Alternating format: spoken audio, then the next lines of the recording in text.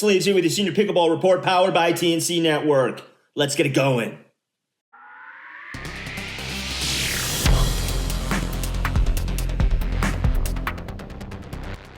Okay, today I talk with Cara and Andrew from MilesJane Pickleball. They do hats, really cool hats. So we had a great conversation and lots to get to. But first, obviously, hey, consider subscribing to the channel if you like our content, you like our interviews, you like our paddle reviews, or you like our playing tips. Also, check out all the links in the description. So much down there, discounts, all kinds of fun stuff. And subscribe to our newsletter. Get your daily dose from the Pickleverse. All right, let's get to that interview with Cara and Andrew from MilesJane.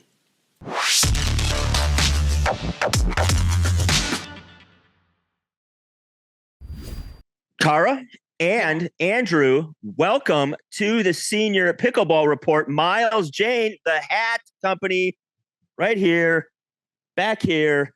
Awesome. Thanks for being here. You. Thank you for having us. Super excited. Yeah, you're a group that is really sort of right out of the gate when I met y'all.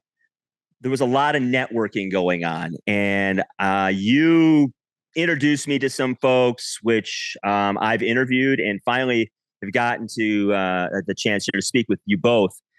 But before we get into any of that, obviously this game of pickleball, for those who are not involved in it yet, they soon will be. It is taking over the damn planet. What got you two into this goofy wiffle ball game? Oh, geez. My wife did. I did not want to play. I have a tennis background. We have only 4 courts. We live on a Barrier Island here in the Bay Area, are right across the street. So we saw them all the time. We'd walk past them. And she's like, let's play. You know, my knee, I candidate for knee replacement, both knees. So I can't play basketball as much. Tennis was getting really hard. And I wouldn't do it. I'm like, no, I've done just pickleball, just the word. That name's ridiculous. Something better, like paddleball, or I don't know. But we she bought a set. Yeah. Well, I bought a really cheap set on Amazon. I was like, come on, we're not gonna like we all do. And, we'll just try it. And if we hate it, we won't do it anymore. And we actually went a couple times and there were people there. And I was like, oh, I don't want to play with anyone. I turned around, left. We waited until it was dark. It took a long time to get the nerve to do it. And we were the community. I mean, you mentioned earlier the networking. I mean, that's part of this. Is everyone has been so nice. Sweet. And yeah, it's a little scary nice. Like I keep waiting for that bubble to burst, but it hasn't yet. It's weird. Like everybody's super supportive. No, I mean, I like, is this real? And when you watch, we've got 65, 70-year-olds playing with people in their 30s, late 20s, and they're laughing and they're having fun. And as parents or children, that's a cool experience just to have that wide swath of the demographics involved. Community. I mean, which is really, it's like, it feels good to have that when, especially after the pandemic and everyone's so separate, to sort of be able to like come together and relax and have fun and play and not be worried about everything all the time. That's a great point, because obviously, the pandemic took this game to another level. It's been around a while. Obviously, it's been over 50 years. So pandemic hits. I found it just like anybody else during the pandemic. And I noticed right away from the first few months playing, just like y'all, that everybody was really pretty chill and cool. And it was nice to go to a space where we could just play pickleball. And we didn't have to talk about everything that's going on in the world around us all the time. And it was sort of this, I don't know, for lack of a better term, a safe space to do some things that were fun. But, it's one thing, obviously, to play the game and to meet people. And then it's another thing to go, you know what? I'm going to start a business. And I'm going to do hats, and I'm going to get, on board, and I'm going to start networking, and I'm going to be, y'all are pretty, you're pretty well known, actually. I don't know if you know this, but like I talk to a fair amount of folks and they know about MilesJane. And so you're connected. So talk me through that idea first of deciding you're going to do this, and then what it takes to get there? Because not all of us can just, design something. There's got to be some background here. Yeah, let's get to that. I'll let you. What started with, we had the infrastructure of a hat company, if you will, already in place, named MilesJane after our two oldest children, their middle names. Their middle names, yeah. And okay, cool. Oh, I like that. I wanted to wear hats. I wanted her to design hats for me to wear at concerts. I go to a lot of live shows. I keep a spreadsheet of how many concerts I've been to. And so it was really like a website for him. For me. Yeah, he was shopping. I had to design it, and then he would go buy it. Yeah. That had been sitting there for a couple of years. Yeah. And, we walked over to the pickleball court. We're like, everyone's wearing a hat. Everyone needs a hat out in California and Florida, where, it's really popular. Mm-hmm. So, like, we wanted to do something cooler. Yeah, just because some of the hats, and I'm not, not bashing it, but like some of them are corny and yeah. And it would be something. I thought it'd be fun to like wear a hat that represented like what we're into without being like overt or cheesy. And super cheesy. Because if you look at this is a beautiful hat, by the way. I mean, the one I have on I love too, but look at this. I mean, that is really cool stuff. And I tell who was behind which design. Any No, but I mean, that's what I like. I love the varieties. You have different sets to choose from, and different lines to choose from, depending on, the kind of style you like. So there isn't just one style that y'all have. That's kind of what I dig about it. Yeah. Well, the demographic is so wide. We there really wasn't a target audience per se. I mean, it's hard to figure out. Yeah. Because there's so many different types of people. We wouldn't be able to sort of design one hat to fit all of them. Right. So, who's got the skill set here? I mean, this is great stuff. So what's your background? Yeah, tell me your background. Well, I'm a print designer. I've been in print design for like over 20 years, more textile. So, and then, pandemic hit, things sort of changed and pivoted. And, I had a chance to sort of design something that like was for me finally, or something that it just sort of evolved from that. I wanted to kind of do my own thing as well as work with this guy. And, it really kind of came together pretty naturally and pretty quickly though, Our office is actually sort of this big space with our bedroom behind the curtain too. So we wake up and we walk into our office and we're here all day, with probably a lot of 10, 12 hour days. And then, this is just what we've been doing for about 5 months, I guess. And we've only been playing pickleball for about 6. It was very, really quick. The move was really quick to decide to do. Yeah. I mean, same with me. I think I was playing about 5-6 months when I just started, I decided, I'm going to start a channel. But that seems to be sort of the trend. Like, I've been speaking to a lot of people that are in businesses and apparel, and, same thing. They were playing a few months and it just takes over somehow. Like you want to play, but you want to do more, and you want to talk about it, and you want to wear the stuff. And I mean, you want to kind of like force your friends to play with you, and they're like, "Man, come on, trust me, you'll like it." Yeah, exactly. Sometimes you got to trick them, but whatever. Yeah, it's one of those things. So, obviously, you have a presence online, and we talked briefly before we came on. I love the storyline that's going on, for those who do not know, going on with the reels. So let's talk about that, because that's super fun. It's super casual, and it's something that other people really aren't doing. There's a lot of people doing kind of fun, cool things, but you developed a character. And so let's talk about it. To me, I have to watch them a couple times because there's things that I pick up the next time I generally watch it. But let's start with the idea of we're going to do something that's a little different outside the box and a little crazy. So how did this come to be? And describe to people, because I'm not going to describe it. Describe what it is. As a small family-owned business, our resources can be, absolutely, and social media, our presence there, we had done, a couple months ago. Right. conversations with some big players, really nice folks in the pickleball space. And what the feedback we would get is you need some kind of an online presence. And yeah, I didn't even have like Facebook, Instagram before this. I just was not a social media person. But now I am. I check it I feel you, man. I feel you. I live in a tent and I check it. And he's like a teenager now with that. He's like, that's nice, you know? Right. I really do. You know, it's a great way to, cross promote and meet others as well. I mean, most of the folks that we've spoke to, we've met through social media. It's in some manner, I think. And so I think you're referring to Dinkus. I am referring to Dinkus. And who is Dinkus? Or we're not probably allowed to say that. It's just like going to Disneyland. Nobody knows who Mickey is. And it makes for Pickle of Mystery. Yeah. Pickle of Mystery, right. I'll tell you, it is really humbling times to put the costume on in public. I will toss that out there.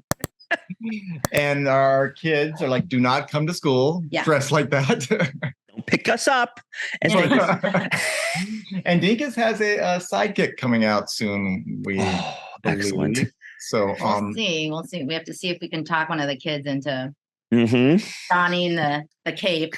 But I think we wanted to play a little bit on the tennis versus pickleball. Right, which is a big deal right now. And have fun with it, though. Yeah, because actually we had in the very beginning when we were trying to like hide and play pickleball, we had gone to some tennis courts and they got really mad at us. And they're like, you can't play here. And I was like, oh my gosh, like I can't believe they're so upset about this.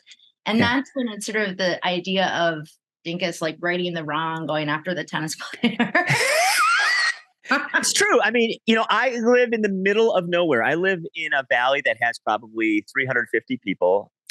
And we have some dilapidated tennis courts that are about 5-6 miles from my place. And so we just put down some pickleball lines and, the most of the tennis guys were fine with it for a while, but then one guy wasn't. And the tennis group sort of just imploded because one guy could not just handle us playing pickleball on the court next to them. And so literally, all the tennis guys, except for one that just, a guy actually who's my neighbor and just loves tennis. He just likes to hit balls. He doesn't care.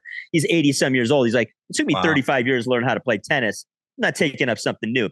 But the other guy just went and played somewhere else. And then the rest of them just came and played pickleball. So I was like, it's really odd how people are so, I don't know, so threatened by it.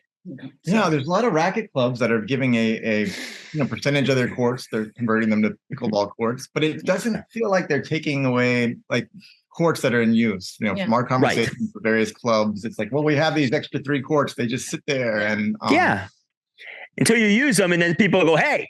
Yeah. It's so strange. It's like, I'm sorry. Yeah. It's upsetting. And I played tennis. I mean, I played, recreationally and stuff like that. But yeah, it's a little odd, but I think once the infrastructure of this game sort of gets to a place where, and maybe it's going to take a while because the demand is so high, maybe that kind of goes away a little bit. That's what I hope, at least. Well, it feels like we all take ourselves too seriously too. And this is one of those opportunities to really, kind of laugh about something that kind of funny that this exists, and there's this kind of debate or in the worst case, anger towards one another. But so it was really just a kind of a funny approach to looking at what's going on around us. And it is super fun, and I'm going to try, with permission, of course, to get a little clip within the interview here so people know what the heck we're talking about too. So I think it'll be super fun. New paddle company, Pickle, PCKL, great paddle line, great price points. Anything you want from starter paddle to intermediate to a pro series high level paddle. Check them out. Get 15% off using my discount code. Pickle. It's the future. Are you looking to stay up to date on the latest pickleball news and tips? Look no further than the Sleeves Senior Pickleball Report newsletter. Get the scoop on the sport, learn how to stay healthy while playing, and find out about upcoming tournaments. Subscribe now to get all the pickleball info you need. So, obviously, I've done most of my exchanges with Andrew here, and but y'all are really connected. I could, in a short period of time, obviously I've talked to people who are writing screenplays and doing mockumentaries. I have talked to people who have started a retail business online and selling everything from clothing to paddles, and that's because you've connected me with them. So talk about like when you got into this. How did you go about meeting folks and connecting with like-minded people? And obviously, we talked about everybody's so nice. So walk me through a little bit of that. That's his area. I have he's good at it. Mantra about not working with assholes. Can I say that? Yeah. No, absolutely. All right, I get it. So, and I think we're lucky in this space that we haven't found many. And when I just feel like we're at this point where if we can help someone else, and it feels good. I guess my background is I'm a psychologist. I was a psychologist, would have been a psychologist, I guess. Yeah. So I think, just being able to, connect individuals with the right resources, see people grow. And, we're all kind of in this boat together. This is very new. This is new territory. Right. A lot of this, I don't know how many emails I've sent to people I've contacted, probably in some nights, like hundreds over.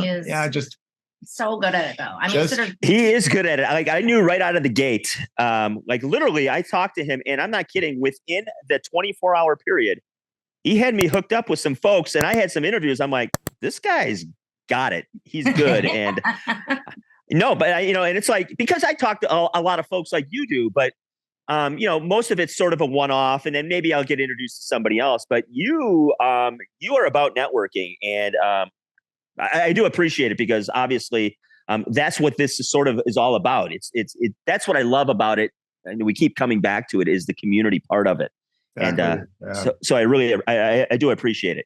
Oh, the more friends, the merrier. It's just it's a lot of fun meeting individuals out here doing similar things. And right on. Things. I mean, everyone's doing something cool and new. Yeah, exactly. And nobody seems to be sort of threatened by somebody else's existence in a space either. So it seems like there's plenty of opportunities, plenty of niches, and plenty of things we haven't probably even touched upon yet in this game that we could all be doing. So, so where do you want to take this? Obviously, great start. I mean, you're rolling. A lot of people know who you are. You have a character out there already. Maybe there's a movie deal in it for you guys because somebody comes across this and goes, "We're open. He could become a pickleball mascot of sorts." Exactly. So yeah, like what do you hope this becomes for you? Well, we run a mobile meals program to feed homeless in the Bay Area. I don't know if you want to talk a little bit about that. Sorry. Okay, and so it was us. It's us. It's still us. We pack up our minivan and we've got it down to like a well-oiled machine. We have our checklist and we go drive to an encampment and we cook. And with 4 kids, I think it's really important that they not just see that, but really that they're there in the mix of it and understand. Right. Yeah. This was like something totally aside. Like this was something we've been doing for years, and it made sense to sort of have these two kind of coincide and live together. Where we're just doing this thing that we love to do with the pickleball, with the designing, right? And also it could be a part of a community and help sort of funnel into us helping other people. And that a big part of it is, our children and showing them that like, this is important, that community is important, that like empathy and to be able to, you're always able to help, no matter who you are, you can always help. And, for them to, take that and run with it, and see it in action. It's really important to both of us. I think. Yeah. We hope people to expand the program too. Sorry. I'm sorry. Go ahead. I was going to say, we hope to expand the program. I think that's the big driver behind, So when folks buy a hat, that's kind of how it works. Is that right? Am I right? Exactly. Yeah. I mean, it's completely self-funded up to this point and still really. But, the hope is that the more we sell, the more we can expand the program, do it more frequently. Make it a bigger thing. Because I mean, we're never not going to have a need for it in our area, especially. So, I feel like, the more we can build it and the more people we can help, I think that, And these encampments are like cities. It's absolutely, it's fascinating to Right. speak with and get to know the folks and see how they, with the limited resources that they access, like they build these cities, and it's, out in California, in the Bay Area specifically. Yeah. And I think that you've hit it on the head. Is the awareness of, I guess, folks that don't live in major metropolitan areas. I don't think they have any idea on some level what's necessarily going on.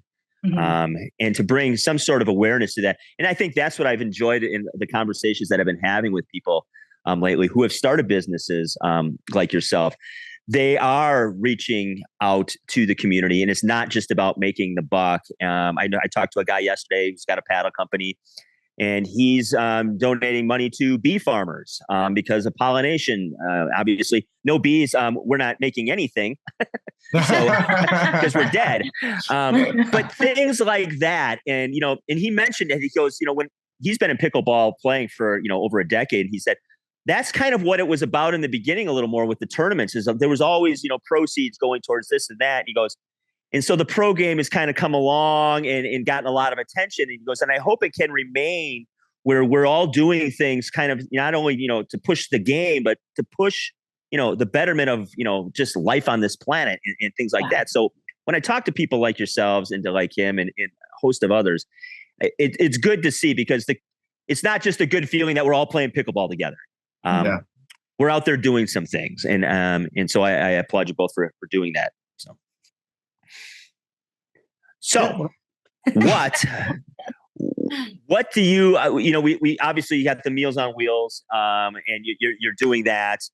Where do you see the company going? Are you going to stay with hats? Do you want to expand a little more? I mean, if you have enough on your plate, you have 4 kids. I get it. So, we initially thought, okay, let's go sportswear, let's go apparel. And after, a lot of conversations with, other, I don't know if you call them mentors or, just partners, right.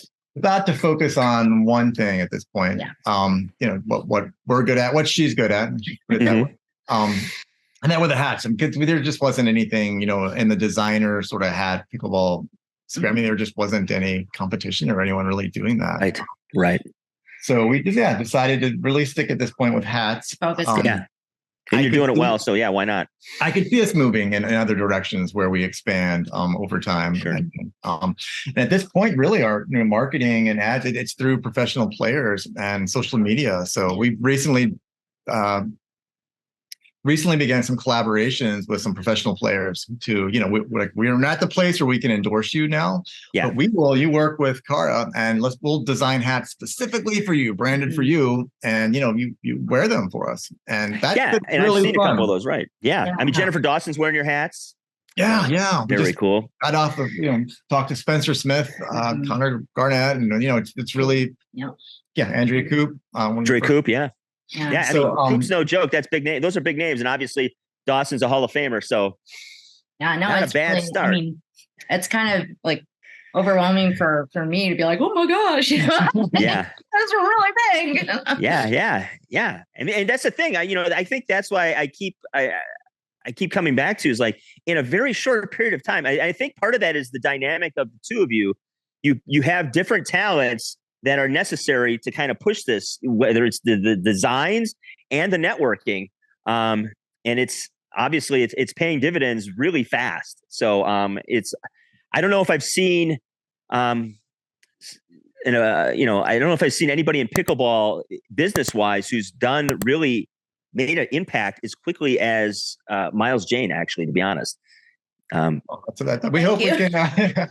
It's true. I mean, you have pro people wearing your stuff in a few months, so that's not easy to do. Considering you weren't pro players already, it's one thing to start a business in a company when you have a reputation in the game, and and I've seen people do that. But to come out and go, hey, we just started playing and we're going to do this, bravo, because you've made some headway and you've done it by building relationships really, really fast. And, people like you. So that's cool. Yeah. Word of mouth is important. And I think the other, we really want to get out to tournaments more. We have a first tournament we're going to sponsor in the Bay Area. Fun. Actually, two, I believe. And then, but if we could get, at the PPH and MLP, live, I think that's sort of where we'd love to go, just to be out there and to have conversations face to face. I mean, this is even wonderful, but it's awesome to actually be there in person and absolutely be a part of the scenes. Yeah. I mean, just being able to talk to people and yeah. I think part of it too is because when people meet you too, I mean, you're easy to talk to. You're very approachable, and obviously you have some talents that are really making headway in the industry. Well, you too, young man. You're sending off 10,000 emails a day. Come on. If it was up to me, we would have a really skewed counterculture sort of design apparel wear here, and she has come in and really cleaned it up. We can't have skeletons and aliens on everything, Andrew. But you have Dinkus. Yeah, we haven't done that yet. Actually, I know. That's coming about how we can get him into the hat. Oh man. Yeah, we'll see. I totally want one of those, man. Signed, by the way. Of course. Well, hey, so you mentioned the tournaments coming up. Anything else that you're excited about coming up before we let you go here? And and obviously we have links in the description to go to their website and check out anything you want to check out from them. But yeah, as you take us out of here, anything you want to talk about before we go? The collaborations with the players, I think, is really exciting because it's she's working really closely and it's a blank slate. Tell us what you want on your hat and let's do it. Right. And then also being able to bring it to the store and it's it would be a collaboration, collaborative hat with this person, and then you can buy that hat, and it's right. I think it's cool. I think it's going to be a lot of fun. And and that's the biggest part. I think it's cool and it's fun. And as long as it stays like that, and it's one of those things.